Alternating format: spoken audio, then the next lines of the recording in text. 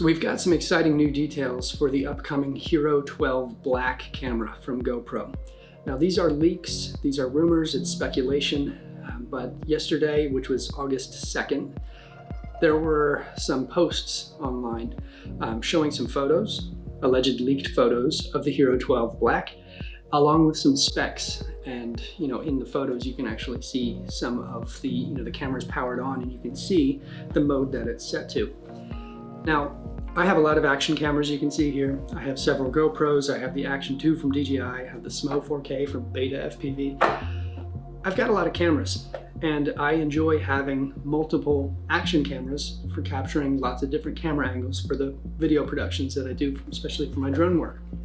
Now, when it comes to flying with GoPros, I typically like the smaller variations of the GoPro. So I have the Hero 10 Black Bones edition, and then I have the more recent Hero 11 Black Mini. Obviously the lighter weight makes them easier to carry for payload, and not having your battery life cut in half. So we'll get into the size of the Hero 12. It doesn't look like they have a smaller version coming out. It actually is the opposite. It looks like it's going to be larger, heavier, whatever. But we've got then the session cameras from GoPro. This is the Hero 5 session, which was awesome, lightweight, the form factor, everything was fantastic about this, but it hasn't existed for multiple generations now. Back to the Hero 5 is the last time we've seen an official session. Now this 11 Mini is not a session, at least it doesn't say session, it's not branded that way. Who knows, maybe we'll see a session variant of the Hero 12. It's not looking very likely, considering the speculation anyway, for them to jam all these upgraded specs into a smaller package. Seems like a recipe for disaster, or just not possible at all. But anyway, let's talk about this now.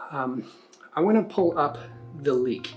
So this actually came across on notebookcheck.com is where I first saw this leak, and they're actually pulling their source from somewhere else here of the new camera, where those leaked photos were originally posted on August 2nd. But anyway, I want to talk a little bit about why I'm excited about the GoPro Hero 12 and why I may actually be buying this thing on launch day if these leaks prove to be true, or even close to true in some regards, because there's some things that I have been waiting for. But anyway, the headline story, just like last year with the Hero 11, is a larger sensor, and in this case an even larger sensor. They're going up to a full 1-inch sensor, and if you look at the photo that was leaked on the new camera, you can see in the side view that they're quite prominently displaying 1-inch sensor on the side just above the power button. And it looks very legit. It looks just like GoPro's, branding and their font and their design and everything like that. So I think that, yes, that is pretty convincing. And that is something that a lot of people anticipated leading up to this launch. But an even larger sensor compared to, the previous gen of the 11 allows for some interesting new capabilities in this camera. So they're saying that if that is true, the full 1-inch sensor, that equates to 230% more surface area on the actual sensor of that camera, which enables 8K at 60 potentially. So 8K resolution, 60 frames per second. And then the thing that I've been waiting for, 4K at 240 frames per second. Now we've had 240 frames per second for a couple generations now at 2.7K resolution. And I've had a lot of fun with that in the past, making really slow motion videos, the super or ultra slow-mo, where you can slow it down to 10% playback speed in post and still maintain, super smooth movement without kind of getting any choppiness in there. To be able to do that at a full 4K resolution is very, very intriguing to me, and to not have to deal with the fuzzy video when doing it is just even better. So the DJI Action 4 camera, I was actually surprised that they're sticking with 4K 120. So it seems like we're getting some good competition here. That GoPro knows what they need to do to stay ahead of the game, to stay as the leader in the action camera game, and that they have to get not just one leg up, but multiple legs up over the competition, which in this case is DJI with their newly released Action 4 camera. So another benefit of that larger sensor is going to be even better low light performance, which is something that GoPro has really struggled with in the past. All of my GoPros, unless you're in something like light painting mode or something, or really crazy settings to knock out all the noise, action cameras in general have not been very good performers in low light. So much so that I wouldn't even really try to do any low light footage with a GoPro, just because I didn't feel like dealing with looking at all the noise during editing and trying to clean things up. But with a larger 1-inch sensor, hopefully it's going to be dramatically improved to the point where it's more usable and more practical for, you know, professional purposes, or even just for personal stuff, so everything looks better. So it's not just the sensor. Well, I guess it is, but the larger sensor is going to be, you know, when you have that high of resolution, 8K we're talking about. Now, that's the one that I don't believe that. I don't think we're going to see 8K 60. Maybe 8K 30, 8K 24, something like that. Maybe 6K, I'm not sure. I just don't really foresee 8K 60 out of the gate with this camera. But the others, 4K 240, I can see that happening. In low light, yeah, that's gonna happen. But I think we'll also see, you know, the normal things, more incremental kind of improvements that are to be expected, like better stabilization. So we're gonna see Hyper Smooth 6.0, I think we're up to.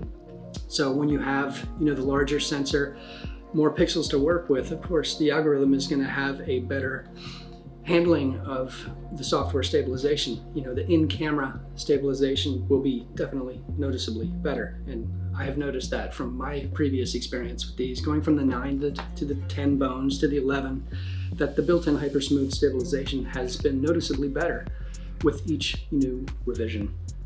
So, but we might even see a newer sensor in the GoPro Hero 12 Black. So a newer sensor, not sensor, what do you call it? Processor, sorry. A newer processor is going to mean faster overall camera performance. So the menu navigation, queuing up different things, and recording times, and you know how efficient it is. That could help with things like heat production. So we can see reduced temperatures, meaning less overheating. And if we're pumping out 8K or 4K 240, you can expect some serious heat to be generated. And if the camera isn't equipped to deal with that, to either prevent it or dissipate it effectively, we're not going to have a very good experience with this camera, with overheating being a primary concern when you get up to specs like that. So hopefully a new processor and increased efficiency will really kind of come to the rescue and make this a better performance overall and a better performer in the thermal department. So, another photo. Looking back at those pictures,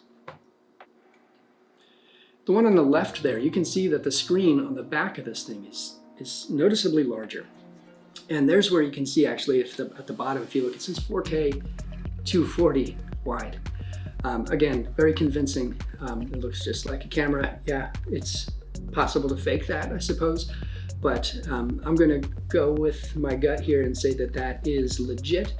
But larger screen, I don't care about the screen size. I mean, the Hero 11 has no screen and I'm completely fine with that. Yeah, it's a nuisance to pull up the GoPro Quick app, I hate it, but it gets the job done for the most part. Larger screen means more weight. So for FPV drones, weight is not good. And if we're dealing with a chunky camera, that's going to weigh it down. It's going to kill our battery life, and it's going to reduce, you know, the aerodynamics, or decrease the efficiency of the aerodynamics of the drone, and it's not going to fly as well.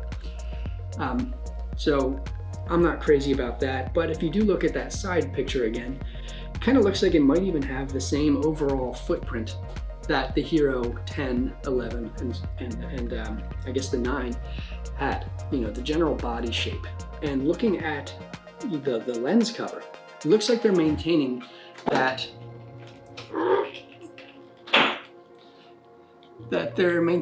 same kind of square. So all my ND filters that worked for my 9 and my 10 and my 11 should hopefully still work with the 12, and I won't have to buy new filters and things like that. They look to be exactly the same. So that's something that I've appreciated from GoPro, and it looks like that we're going to get that to carry over. But not too crazy about, that larger screen. It'll be interesting to see the weight that this thing comes in at. And if they end up doing a smaller version like the Mini or a Session, we'll see. Price. When GoPro 11 came out, it was $399 back in September of 2022. I think we're going to see either that same exact price or probably, $450.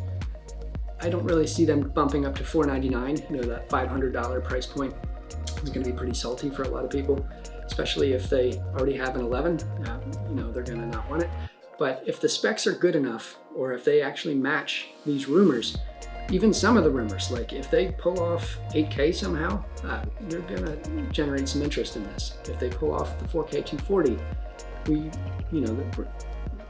this is going to be an interesting camera. I'm gonna buy it. Even if it's just 4K 240 and it doesn't have 8K at all, I'm still buying this thing. I might hesitate if it's $499, hoping for that $399 price point, but we shall see. The rumored release date for the 12 is September 15th of 2023. So that seems pretty accurate because the 11 released on September 14th of last year, 2022. So hopefully that'll be, accurate so we can get our hands on this camera, start to see what specs actually are included with it, but we shall see.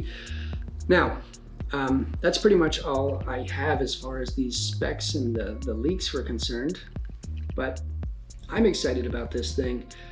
Over the next couple days, weeks, we'll be able to hopefully see a couple more leaks or some things possibly confirming some of these specs.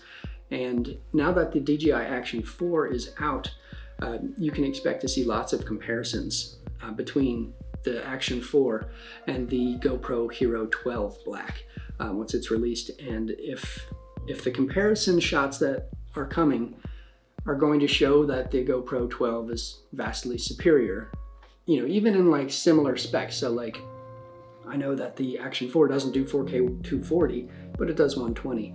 We're gonna see some side by side. So we're gonna see the software stabilization comparisons and the, apples to apples comparisons to see, which camera sensor does it better. Is it going to be the hyper smooth in the GoPro? Is it going to be the Rocksteady in the DJI? We shall see, but I've already skipped the Action 4, just like I skipped the Action 3.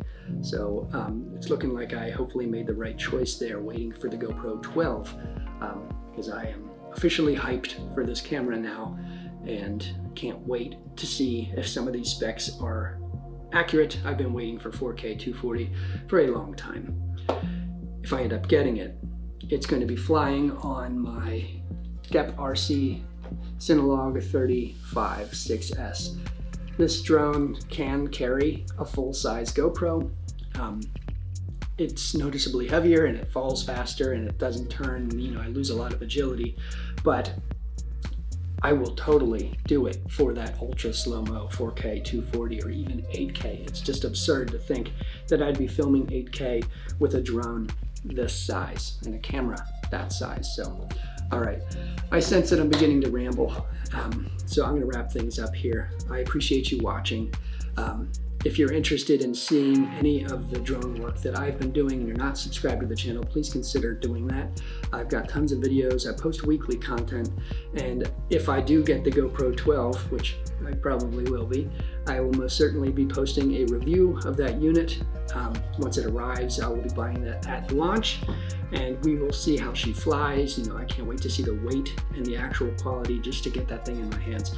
So anyway, that's it. Hopefully you enjoyed this. If you did, consider liking, and again, subscribe to the channel. That really helps, helps this, have some purpose and gives me a little bit of satisfaction that I did something that some people actually enjoy. All right, everyone, thanks.